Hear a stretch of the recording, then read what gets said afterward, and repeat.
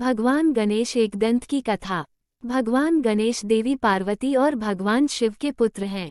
एक बार की बात है जब भगवान शिव और देवी पार्वती अपने शयन कक्ष सोने का कमरा में विश्राम कर रहे थे। उस समय देवी पार्वती ने गणेश जी को आदेश दिया कि वो उनके कक्ष कमरे के बाहर पहरा दें और किसी को भी अंदर न आने दें। माँ की आज्ञा गणेश जी के लिए आदेश थी। उन्होंने वैसा ही किया और कक्ष के बाहर पहरा देने लगे। उसी समय अचानक परशुराम वहां पहुंच गए। परशुराम भगवान शिव से मिलने के लिए बहुत उत्साहित थे। दरअसल उस समय पृथ्वी पर राजा कार्तवीर्य का अत्याचार बहुत बढ़ गया था और परशुराम ने इसी कारण उसे मार दिया था।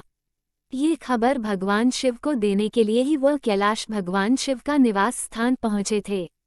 भगवान शिव के कक्ष की ओर परशुराम को तेजी से बढ़ता देख गणेश जी उनके रास्ते में आ गए और उन्हें रुकने को कहा, लेकिन परशुराम भगवान शिव से मिलने के लिए बहुत उत्सुक थे, इसलिए उन्होंने कहा कि मुझे भगवान शिव से मिलना ही है।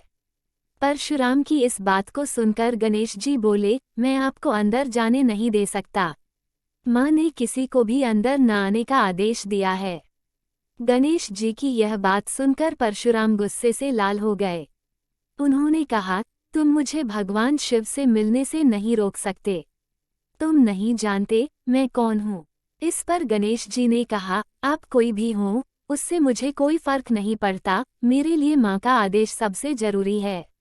गणेश जी की इन बातों से परशुराम का गुस्सा 7वें आसमान पर पहुंच गया।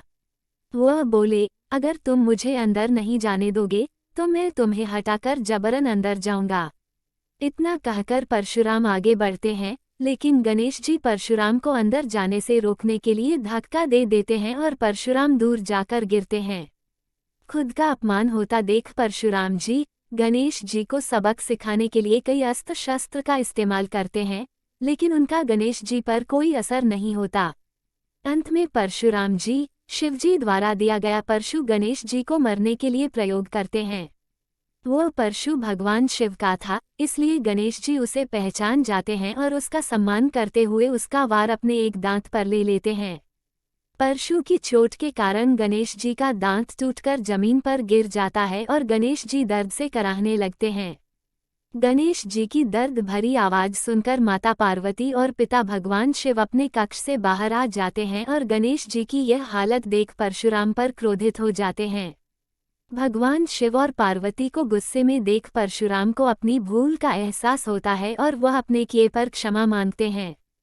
परशुराम की क्षमा पर माता पार्वती कहती हैं कि एक ऋषि होते हुए भी आपका क्रोध पर नियंत्रण नहीं है। क्षमा मांगने से क्या अब मेरे पुत्र गणेश का दांत वापस आ जाएगा? परशुराम कहते हैं कि जो भी हुआ वह मेरी बड़ी भूल थी, लेकिन इस घटना के कारण अब गणेश का आधा दांत व्यर्थ नहीं जाएगा। इस घटना के कारण ही अब से पूरी दुनिया में गणेश को एक दांत के नाम से जाना जाएगा।